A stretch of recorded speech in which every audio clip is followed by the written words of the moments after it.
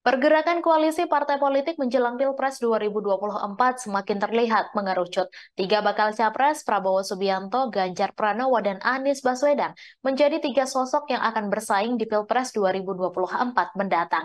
Sejauh ini, Prabowo Subianto memiliki koalisi yang kuat bersama lima partai besar, Gerindra, PKB, PBB, PAN, dan Golkar, bersatu dalam Koalisi Kebangkitan Indonesia Raya, bersatu mengusung Prabowo.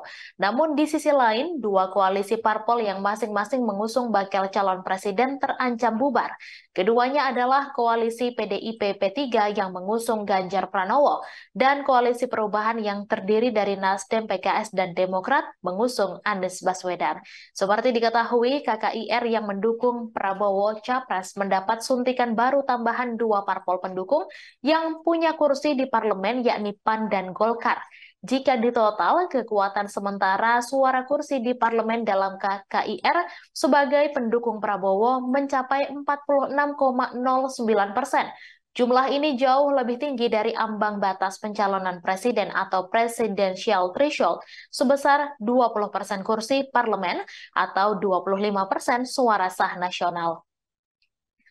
Sedangkan kekuatan sementara PDIP P3 yang mendukung Ganjar Pranowo sebagai bakal capres yakni 25,26% kursi di DPR. Kemudian kekuatan sementara suara kursi di parlemen dalam koalisi perubahan untuk persatuan yang mendukung Anies Baswedan sebagai bakal capres sebesar 28,35%. Sementara koalisi parpol yang mengusung Ganjar Pranowo sebagai capres mengalami persoalan internal. Ketua DPP PDIP Ahmad Basarah lantang mempersilahkan P3 hengkang dari koalisi apabila Sandiaga Uno tak menjadi cawapres Ganjar Pranowo dalam Pilpres 2024 mendatang. Basarah menilai jika sebuah kerjasama politik dilakukan tanpa landasan kesukarelaan maka akan sulit berjalan. Berkaitan soal cawapres, ia menyebutkan semua nama yang masuk sebagai kandidat memiliki peluang yang sama, termasuk Sandiaga Uno. Menanggapi hal tersebut, Ketua Badan Pemenangan Pemilu P3 Sandiaga Salahuddin Uno buka suara.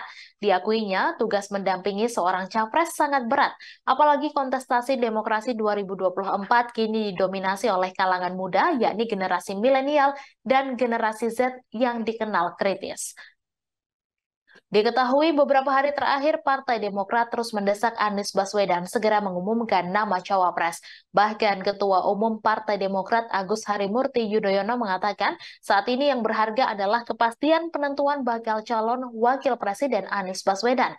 Ia mengungkapkan publik yang mendukung narasi perubahan sudah tidak sabar menunggu siapa figur pendamping Anies pada pemilihan presiden 2024.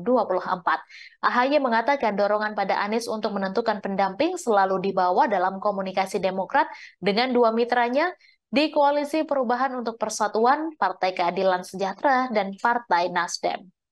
Terima kasih sudah nonton. Jangan lupa like, subscribe, dan share ya.